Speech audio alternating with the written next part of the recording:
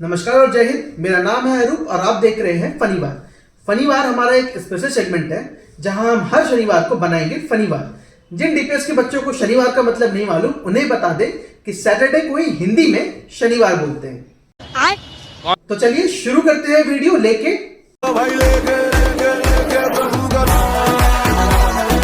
खबर है बिहार से, जहां बिहार के एक लड़के ने चाइना के एक लड़के से शादी कर ली। क्या बात है सर, क्या बात है सर, क्या बात, ये बात है। अरे सर क्या बात। और उससे बड़ी बात कि लड़की खुद 7 समंदर पार करके शादी करने आई थी। अगर मरना चाहते हैं तो इन्हीं के साथ, जीना चाहते हैं तो इन्हीं के साथ। इनके खुशी में मेरा खुशी है, ठीक है। एक दिन पापा मेरे गली में देख लिए थे, हमको बहुत मार मारे थे, बेल्टे। अब इसके पीछे की खबर यह है कि लड़का पिछले 10 साल से चाइना में रह रहा था, जहां इसका कोई फैमिली बिजनेस है, और मास्टर्स करने के दौरान एक चाइनीज लड़की लुई डेन से प्यार हुआ और फिर शादी। कितने तेजस्वी लोग हैं हमारे पास, कितने शानदार विचार रखते हैं। अब जहां मोदी जी इंपोर्ट कम करने के लिए कह रहे हैं, वहीं भाई ने एक और इंपोर्ट कर लिया। चलो, लड़की भले ही चाइना की है, लेकिन बच्चे तो मेक इन इंडिया ही होंगे। बात तो सही है। अगली खबर एक खबर नहीं बल्कि खुशखबरी है, और खबर सुनकर आप भी झूम उठेंगे। खबर है कि पाकिस्तान में दाऊद इब्राहिम को किसी ने खाने में जहर दे दिया, जिसके बाद उसे क्रिटिकल कंडीशन में हॉस्पिटल में एडमिट करना पड़ा। वैसे जिसने भी जहर दिया उसके बारे में हमें अभी तक तो कुछ पता नहीं चल पाया, इसलिए उस इंसान को न्यूज चैनल्स में अननोन मैन करके रेफर किया जा रहा है। अरे दीवानो मुझे पहचानो, कहां से आया मैं हूं कौन। वैसे पिछले कुछ महीनों से अननोन मैन के बारे में हमें कुछ ज्यादा ही सुनने को नहीं मिल रहा है। जैसे Shahid Latif killed by unknown man, Hardeep Singh Nijjar shot by unknown man, और अब ये Dawood Ibrahim poison by unknown man. कसम से बता रहा हूं, इस अननोन मैन का स्ट्राइक रेट बाबर आजम से भी ज्यादा है। मुझे क्यों तोड़ा? खबर तो ये भी आ रही है कि अननोन मैन के नाम से अब पूरे पाकिस्तान में, खास तौर पर आतंकवादियों में,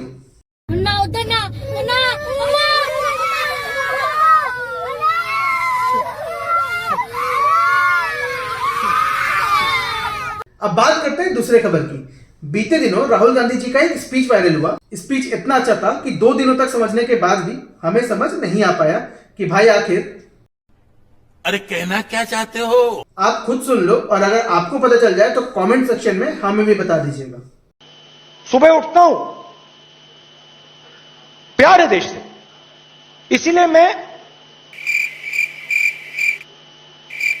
जैसे एक प्रेमी होता है जिससे वो प्रेम करता है, वो उसको समझना चाहता है, तो सुबह उठता हूं, मैं समझने की कोशिश करता हूं। और एक प्रकार से मैं भीख मंगा हूं। नहीं सुनो, क्यों? क्योंकि मेरे देश ने बिना कोई कारण पूरा का पूरा प्यार मुझे दे दिया। तो मैं मेरे सुनो, मेरे ऊपर एक डेट है, कर्ज है, और मैं सुबह उठकर कहता हूं कि ये जो प्यार मेरे देश ने दी मुझे, ये जो इज्जत मेरे देश ने दी, इसको मैं निभाऊं कैसे? अच्छा, देश ने सिर्फ मुझे प्यार नहीं दिया, देश ने मुझे जूते भी मारे।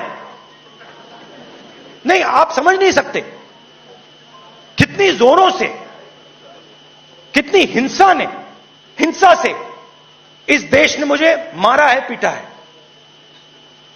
तो मैंने सोचा ये हो क्यों रहा है, और जवाब मिला, देश मुझे सिखाना चाहता है। देश मुझे कह रहा है कि तुम सीखो, तुम समझो, दर्द होए तो कुछ नहीं, सीखो और समझो। मतलब ये था क्या? मैं देश से प्यार करता हूं, देश ने प्यार दिया, फिर देश ने जूते मारा, कस के मारा। देखो, अगर कांग्रेस लीडर राहुल गांधी जी रहे ना, तो बीजेपी बिना इलेक्शन लड़े भी जीत जाएगी। बात तो सही है। वैसे गलती राहुल जी की भी नहीं है। उस बंदे को पकड़ो जो इनकी स्पीचेस लिखता है, वो असली मोदी भक्त है। मोदी साहब ने हमको दिया, तो बेटा आओ, मेरा बाप है ना वो। क्योंकि जब तक वो ऐसे स्पीचेस लिखेगा, राहुल गांधी जी कभी नहीं जीत पाएंगे। ना। हमको परेशान किया अरे गया। ठीक है, हमको बुआ सुनो ना। सवाल पूछा गया। अरे यार सुनो तो, वो सब ठीक है। अगली खबर है एमपी के नए नवेले सीएम मोहन यादव की। इन्होंने सीएम बनते ही दो ऐसे फैसले लिए जिसकी जगह जगह तारीफ हो रही है। पहला फैसला था रिलीजियस प्लेसेस, मतलब कि धार्मिक स्थलों से लाउड स्पीकर्स के वॉल्यूम को कम करना। कुछ लोगों ने सोचा कि सिर्फ मस्जिदों पर से ही लाउड स्पीकर्स को हटाने की बात की गई है, जिसकी वजह से एक समुदाय खुश था तो दूसरा नाराज। लेकिन फिर बाद में ये चीज क्लियर हुई कि किसी भी धार्मिक स्थल पर, चाहे वो मंदिर हो या मस्जिद, वहां लाउड स्पीकर्स को आप तेज आवाज में नहीं बजा सकते हैं।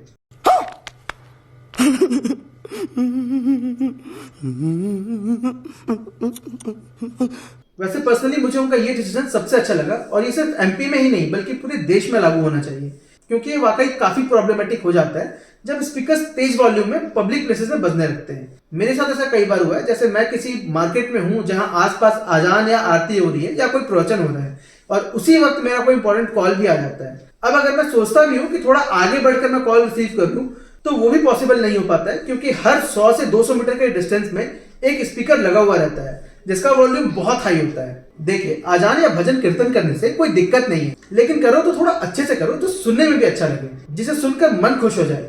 जैसे बनारस घाट पर आरती होती है, आहा, पटना के एनआईटी घाट में आरती होती है, सुनकर एकदम मन खुश हो जाता है। एक अलग सी पॉजिटिविटी आपको एनवायरनमेंट में देखने को मिलेगी। मुझे तो लगता है कि सरकार को हर मंदिर या मस्जिद में आरती या अजान गाने वालों को प्रॉपर ऑडिशन करना चाहिए। बात तो सही है। लेकिन प्लीज नेहा कक्कर को जज मत बना देना, वरना टोनी कक्कर जैसे लोगों से भजन करवा देगी। घंटा लगा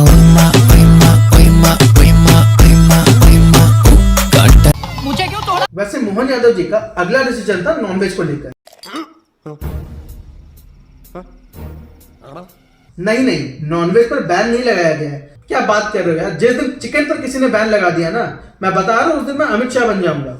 जान दे देंगे इसके लिए, क्या बात कर रहे हो आप? बाकी कुछ भी बैन कर दो, लेकिन चिकन नहीं। तो बेसिकली इन्होंने एक सर्कुलर जारी किया मीट को बेचने को लेकर। आप खाने पीने के सामान को बेच रहे हो तो थोड़ा साफ सफाई से बेचो, हाइजीनिक तरीके से, which is a good decision. अभी आप देखते होंगे कहीं भी मार्केट में खुले में मीट बेचना शुरू कर दिया जाता है, साफ सफाई नहीं रहती है, दुकान के आसपास से स्मेल आ रही होती है, इससे गंदगी भी फैलती है और गंदगी के साथ बीमारी आती है। इसलिए मीट को अब हाइजीनिक तरीके से साफ सफाई मेंटेन करके बेचने को कहा गया है। अब जब बात मध्य प्रदेश की हो ही रही है, तो मध्य प्रदेश से एक बहुत रोचक खबर सामने आई है। दरअसल मध्य प्रदेश के धार डिस्ट्रिक्ट में एक गांव है पडलिया गांव। वहां जनरेशन से गांव वाले एक राउंड शेप पत्थर की पूजा करते थे। उनका मानना था कि ये काकड़ भैरव की मूर्तियां हैं और इनकी पूजा करने से खेती अच्छी होगी, या उनके जो मवेशी होते हैं जैसे गाय, भैंस, बकरी, ये सब भी बीमारियों से दूर रहते हैं। फिर लखनऊ के एक इंस्टीट्यूट से जब एक्सपर्ट्स उस एरिया में जाते हैं तो पता चलता है कि वो गोल राउंड शेप चीज कोई पत्थर नहीं बल्कि डायनासोर के फॉसिल अंडे हैं।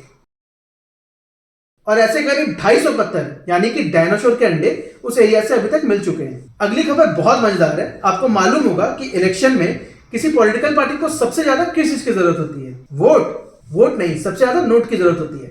तो 2024 में होने वाले इलेक्शंस को देखते हुए कांग्रेस ने एक कैंपेन लॉन्च किया, डोनेट फॉर देश नाम से, जहां वो लोगों से अपील कर रही है कांग्रेस को डोनेट करने को। अब क्या करें, कांग्रेस इतनी गरीब हो चुकी है। चीज दिखाता हूं, ये मेरा पॉकेट फटा हुआ है।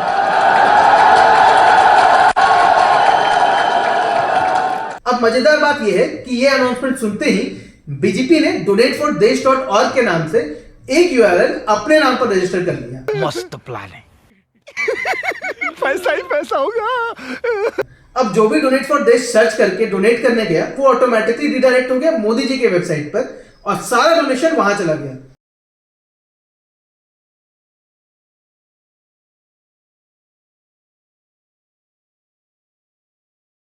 मतलब इतनी ज्यादा हेराफेरी। चलो, इससे दो चीज मिल गई, एक बीजेपी को पैसा और दूसरा अक्षय कुमार को हेराफेरी 3 की स्क्रिप्ट। वैसे आपने न्यूज में सुना होगा कि कैसे 13 दिसंबर को 2 लोग पार्लियामेंट के सेशन के दौरान सांसद के अंदर घुस जाते हैं और स्मोक कैनिस्टर छोड़ देते हैं। अब इस मामले के बाद अपोजिशन से राज्यसभा और लोकसभा से 141 नेताओं को सस्पेंड कर दिया गया है।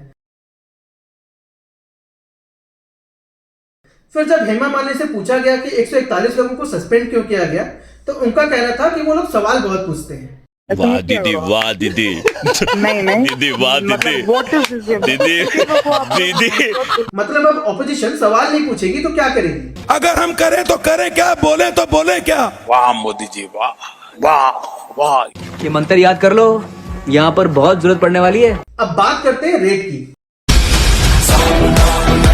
नहीं मूवी की नहीं, असली रेट की। तो झारखंड से कांग्रेस के सांसद हैं धीरज साहू। इनके यहाँ इनकम टैक्स की रेट में 350 करोड़ रुपए कैश में बरामद किए गए हैं। 350 करोड़ रुपए कैश, इतने रुपए भी होते हैं? मैं गरीब हूँ। वैसे रेट के बाद धीरज साहू का ये बयान आया और उनका कहना था कि ये पैसा ना ही उनका है और ना ही कांग्रेस का इस पैसे से कोई लेना देना है। दरअसल उनका परिवार बहुत बड़ा है और ये पैसा उनके परिवार वालों का है। इन नेताओं को लगता है कि ये कुछ भी बोल देंगे और जनता मान जाएगी, जैसे कि अच्छा बंटी तो वैसे इस रेट के बाद सबसे ज्यादा शॉक्ड राहुल गांधी हैं। बताओ, यहाँ इलेक्शन लड़ने के लिए डोनेट फॉर देश बोलकर जनता से पैसे मांगने पड़ रहे हैं और यहाँ 350 करोड़ इन्होंने अकेले दबा कर रखा हुआ है। कैसे कैसे लोग रहते हैं यार यहाँ पर। साला तुमको पागल कुत्ते का गाड़ी उठा के ले जाएगा, बता रहे हैं हम। वैसे अब 2024 के इलेक्शन में अगर धीरज साहू पार्टी फंड में पैसा मांगने पर ये बोलेंगे मैं गरीब हूँ, तो अब राहुल बाबा कुछ ऐसे बात करेंगे उनसे।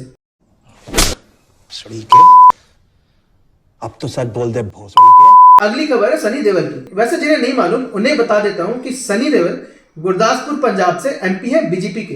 तो वहां के कुछ लोगों ने सनी देओल की गुमशुदा होने की पोस्टर लगा दी और इतना ही नहीं बल्कि ढूंढने वाले पर 50,000 का इनाम भी रख दिया। दरअसल गुरदासपुर के लोगों की हमेशा ये शिकायत रही है कि सनी देओल उनके कॉन्स्टिट्यूएंसी में आते ही नहीं है, इसलिए लोगों ने उनके मिसिंग पोस्टर्स हर जगह लगा दिए हैं। खैर, सनी देओल एक ऐसे पॉलिटिशियन है जो सबसे ज्यादा कंट्रोवर्सीज में रहते हैं। अभी हाल ही में उनका एक वीडियो वायरल हुआ जहां वो नशे की हालत में मुंबई के किसी सड़क पर चलते हुए दिखे। फिर कोई ऑटो वाला ऑटो रोककर इनको अपने ऑटो में ले जाता हुआ दिखा।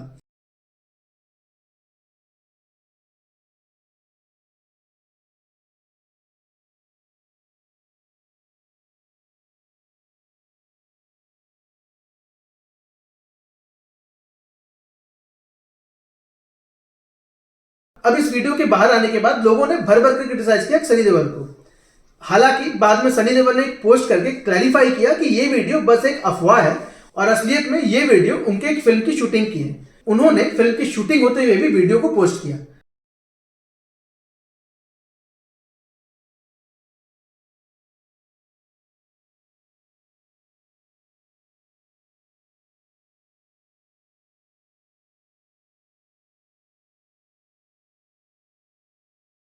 इसलिए कहते हैं कि इंटरनेट पर देखी किसी भी चीज पर विश्वास मत किया करो, पहले उसे अपने एंड से एक बार चेक कर लिया करो कि उसमें कितनी सच्चाई है। इससे पहले भी सनी पाजी के साथ कंट्रोवर्सी हुई थी जहां उन्हें क्रिटिसाइज किया गया था अपने एक बिजनेस फ्रेंड को थार की डिलीवरी जल्दी करवाने में।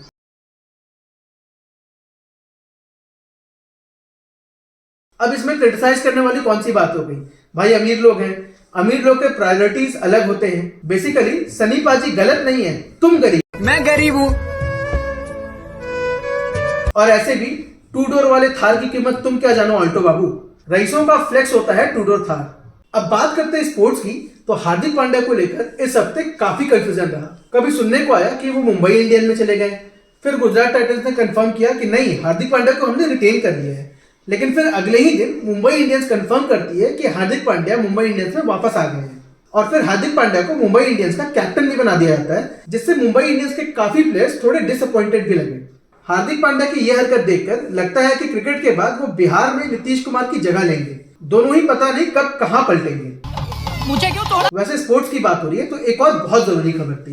इस बार आईपीएल में ऑक्शंस में और इस सीजन में प्लेयर्स को भर भर के पैसे मिले हैं। मुझे ऐसे कोई शिकायत नहीं है कि किसी प्लेयर को ज्यादा क्यों मिला, तो मैं किसी से किसी भी प्लेयर को कंपेयर नहीं करूंगा। लेकिन पर्सनली मुझे जो थोड़ा अनफेयर लगा वो था रिंकू सिंह का ऑक्शन। मतलब लास्ट सीजन में बंदे ने अपनी जान लगा दी थी केकेआर के लिए। स्पेशली कोलकाता नाइट राइडर्स और गुजरात टाइटंस के बीच जो मैच हुआ था, वो इनिंग्स के लिए तो रिंकू सिंह को हमेशा याद किया जाएगा कि कैसे उन्होंने लगातार 5 छक्के मारकर उस मैच को केकेआर को जिता दिया, जो कि इम्पॉसिबल लग रहा था जीतना। और बाकी मैचेस में भी रिंकू सिंह के बहुत अच्छे इनिंग्स रहे हैं। इसलिए हमें लग रहा था कि इस सीजन में कम से कम 3 से 4 करोड़ में तो वो बिकेंगे ही। लेकिन सिर्फ 55 लाख देखकर थोड़ा सा डिसअपॉइंटमेंट जरूर हुआ।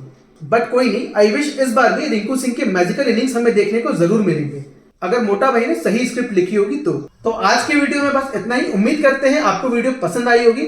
अगर वीडियो पसंद आई तो चैनल को सब्सक्राइब कर दे और वीडियो को लाइक कर दे। बाकी अगर वीडियो में कुछ कमी रही या कुछ गलत बोल दिया गया हो तो कमेंट सेक्शन में अपनी राय जरूर दें।